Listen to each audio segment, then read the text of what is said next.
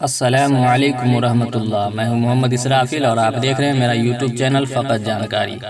ناظرین کرام، ایک سوال ہے کہ بوقت ذبح جانور کو دائیں پہلو پر لٹایا جائے یا بائیں پہلو پر؟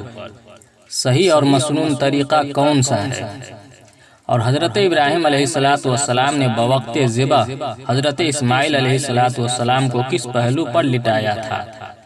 اور جانور کو ذبح کرتے وقت اگر کوئی بسم اللہ الرحمن الرحیم کہہ کر ذبح کرے تو یہ جائز ہے یا نہیں؟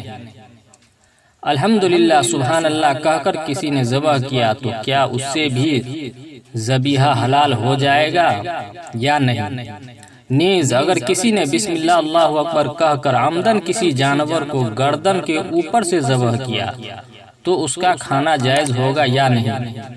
تمام سوالوں کے جواب بالترتیب عنایت فرمائیں، بڑی مہربانی ہوگی۔ بسم اللہ الرحمن الرحیم۔ الجواب وباللہ التوفیق۔ ذبح کا مسنون طریقہ یہ ہے کہ جانور کو بوقت ذبح بائیں پہلو پر رو بقبلہ لٹایا جائے اور اپنا دایاں پیر اس کے شانے پر رکھے۔ بحوالہ حاشیہ ابو داؤد شریف، نسخہ ہندیہ، جلد نمبر 2، صفحہ نمبر 386۔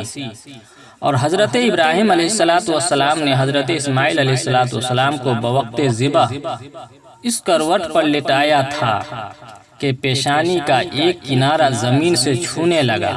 لغت کے اعتبار سے یہی تفسیر راجح ہے، اسی لیے حضرت حکیم الامت مولانا اشرف علی تھانوی رحمۃ اللہ علیہ نے کروٹ پر لٹانے سے ترجمہ کیا ہے۔ بعض مفسرین نے فرمایا ہے کہ اوندھے منہ زمین پر لٹایا تھا تاکہ بیٹے کے چہرے کو دیکھ کر جوش پیدری غالب نہ آ سکے۔ بہرحال حضرت ابراہیم علیہ السلام نے سیدھا لٹایا تھا، پھر حضرت اسماعیل علیہ السلام کے کہنے پر چہرے کے بل کروٹ سے لٹایا تھا۔ بحوالہ معارف القرآن، جلد نمبر 7، صفحہ نمبر 461۔ سوال کا دوسرا جز تھا کہ بسم اللہ الرحمن الرحیم پڑھ کر ذبح کرنا، تو اللہ پاک کے جس نام سے ذبح کریں ذبیحہ درست ہے، لہٰذا بسم اللہ الرحمن الرحیم کہنے سے ذبیحہ درست ہے اور کھانا بھی جائز ہے، لیکن مستحب طریقہ یہ ہے کہ بسم اللہ اللہ اکبر کہے۔ فَكُلُوا مِمَّا ذُكِرَ اسْمُ اللَّهِ عَلَيْهِ إِن كُنتُم بِآيَاتِهِ مُؤْمِنِينَ، سورہ انعام آیت نمبر 118۔ وَإِن قَالَ بِسْمِ اللَّهِ الرَّحْمَنِ الرَّحِيمِ فَهُوَ حَسَن، شامی، جلد نمبر 9، صفحہ نمبر 438۔ سوال کا تیسرا جزء تھا کہ الحمدللہ سبحان اللہ کہہ کر ذبح کرنا، تو الحمدللہ سبحان اللہ پڑھ کر جانور کو ذبح کرنے سے بھی ذبیحہ حلال ہو جاتا ہے، بشرطے کہ اس میں تسمیہ کی نیت بھی کی ہو۔ بحوالہ بحر الرائق، کتاب الذبائح، زکریا، جلد نمبر 8، صفحہ نمبر 307۔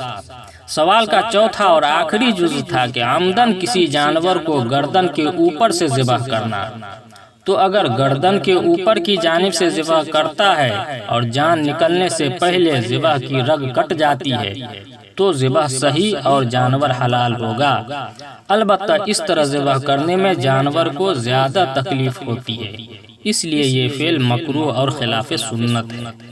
بحوالہ ہدایہ، جلد نمبر 4، صفحہ نمبر 439۔ فتاوی تاتار خانیہ، جلد نمبر 17، صفحہ نمبر 393۔ ماخوذ از فتاوی قاسمیہ، جلد نمبر 22، صفحہ نمبر 112 تا 125، از مفتی شبیر احمد قاسمی، مکتبہ اشرفیہ دیوبند۔ پیارے ناظرین، کیسی لگی ہے جانکاری؟ اگر جانکاری اچھی لگی ہو تو ویڈیو کو لائک اور شیئر کر دیں، اور اگر آپ میرے چینل پر نئے ہیں تو سبسکرائب ضرور کر لیں، ساتھ میں لگے بیل آئیکن کو بھی پریس کر دیں تاکہ اسی طرح کی نئی جانکاری سب سے پہلے آپ تک پہنچے۔ اور اگر آپ کے من میں بھی کوئی سوال ہے تو ہمیں کمنٹ باکس میں ضرور لکھیں، انشاءاللہ جواب دوں گا۔ پھر ملتے ہیں اگلی ویڈیو میں انشاءاللہ، جب تک کے لیے والسلام علیکم ورحمۃ اللہ۔